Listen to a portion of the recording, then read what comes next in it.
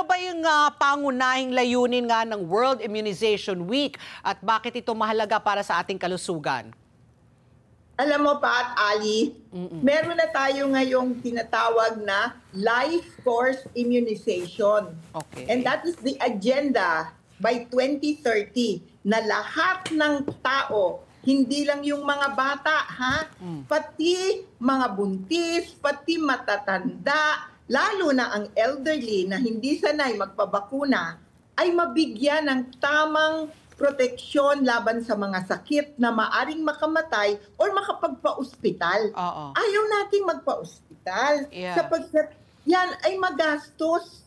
Yung bakuna, kung ikukumpara mo sa ini-invest ng gobyerno o kayo mismo, tayong mga nagpapabakuna sa pribado, yung ginagasta natin, napakaliit kumpara sa maaring maging sakit at maospital at ang masaklap pa ay kung makamatay yun. Kagaya ng tigdas, diphtheria, tetanus, at sa mga elderly, trangkaso, at saka pulmonya. Okay.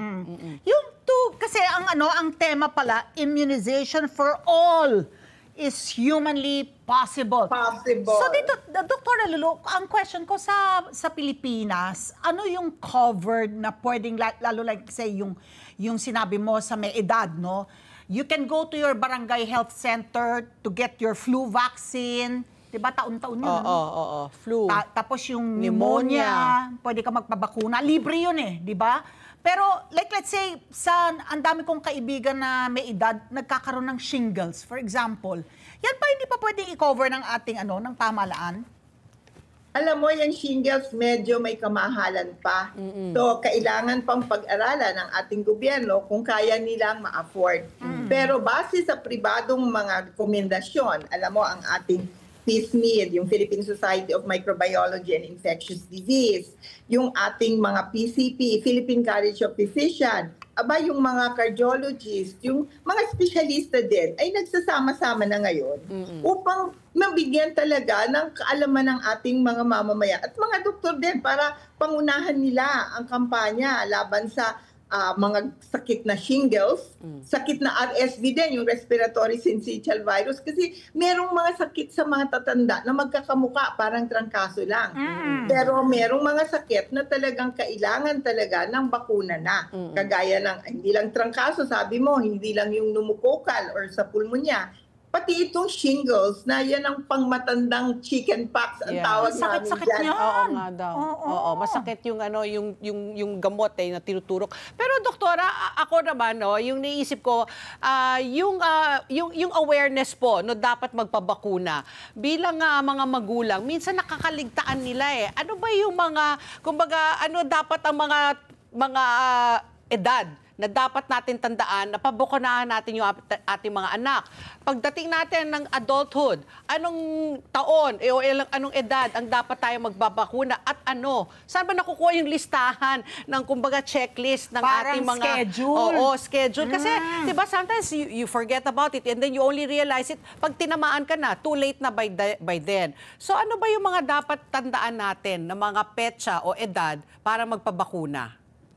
Alam mo, nasa website yan ng ating mga private medical society. Nasa website din ng DOH. Okay. Yung mga bata, bagong panganak pa lang yan, meron na yung talagang schedule sa mga health center, diba? Pagkapanganak pa lang yan, 1 month, newborn, 2 months, 3 months, 4 months. Sanay na tayo dyan kasi almost 50 years na yung EPI na tinatawag, yung National Immunization Program. 50 years na nating ginagawa. Ang bago ngayon na maaaring hindi pa alam ng lahat ay yung para sa mga buntis na pwedeng bigyan mo rin ng influenza vaccine at saka yung tinatawag na DTaP, diphtheria, tetanus at saka apcellular pertussis. Meron din tayo ngayon sa mga matatanda, elderly, na yan ay yung tinatawag natin na flu vaccine, sabi mo nga kanina, shingles, maliban sa pulmonya at RSV. Ngayon, para mo makita yan, nasa website nga ng Philippine Foundation for Vaccination, nasa website din yan ng PSMIT at saka ng PIDSP. Ngayon, kung talagang gusto mo ng, alam mo, medyo technically, lalo na yung matatanda, hindi nila alam, kailangan magpatulong sila sa kanilang mga apo o sa kanilang mga... Kung kailan na mga dapat anak, sila. diba? Mga apo nga ang magaling maghanap ng sa Google or sa mga website. Patulong tayo dyan, sabihin sa matatanda. Dr. Lulu, itong kanina pinag-uusapan namin ni Patpi, itong vaccine hesitancy. Marami na talagang mga magulang ang nag-aatubili na pabakunahan ang kanilang mga anak, nagkaroon ng pangamba. Epekto na rin ito nung Dengvax debacle natin a few years back.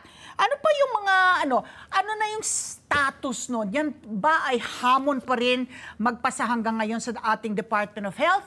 At ano pa po yung mga ibang hamon na kinakaharap ng inyong kagawaran? Alam mo, Ali, madaming ganyan, nagsasabi-sabi, marami tayong vaccine hesitancy. Pero through the years, lalo na yung magka-COVID, I think bumalik na ang tiwala ng mga tao sa bakuna. Kung yung dati ay 32% lang ang vaccine confidence noong 2018, nung talagang nagkaroon tayo ng Dengvax controversy.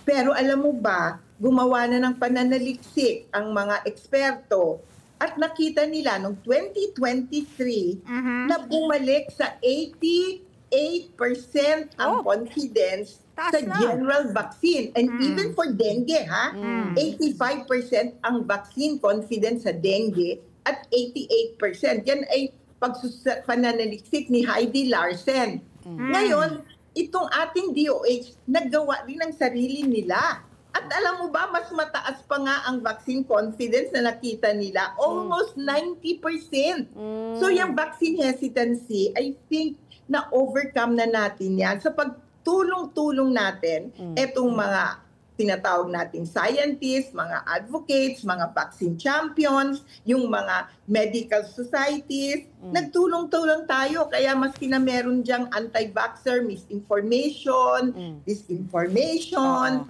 yung mga social media na anti-vaxxers, medyo na-overcome na natin yan. Bumabalik na. Alam mo, ang kailangan na lang natin talaga, continuous vaccine supply. Let's get together. Sunday 25.